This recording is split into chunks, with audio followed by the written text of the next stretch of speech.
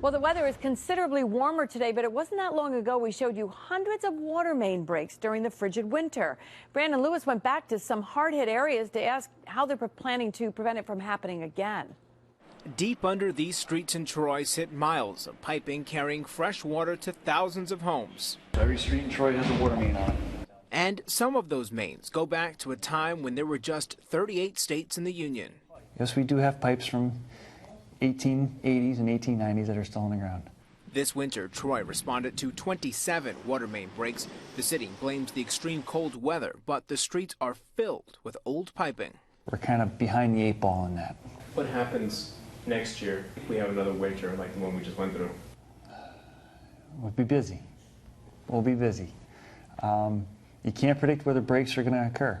It could be a brand new pipe that breaks. It could be one of the oldest ones that breaks.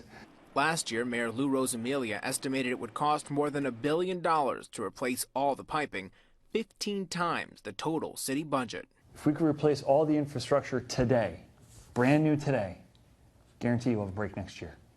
Somewhere. Somewhere there will be a break, somewhere there will be a leak. So just because it's new doesn't mean it's going to be 100% perfect.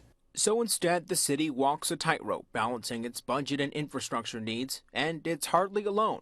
Colony repaired more than 150 breaks this year, slightly above average, at a cost of $500,000. Now, the town is starting a 5-year plan. Some are still in the planning phase. Some have already been awarded, but you add up these monies each year. You know, it's millions of dollars. The goal is to replace some of its mains, but we asked, what about next year? If we have another winter next year, we'll have a large number of water breaks. You can never eliminate everything, but it's certainly going to improve things over the years. And as we said, it's nothing you can do in 1 year. So our monies for years will be going into the infrastructure. But there's only so much money to fix infrastructure. Colony is capped at $10 million a year. Troy is limited by a population that can't afford an increase in rates. So instead, cities and towns maintain what it's paid for and hope the century-old pipes hang on for another year. Yeah, it's frustrating. It's very frustrating.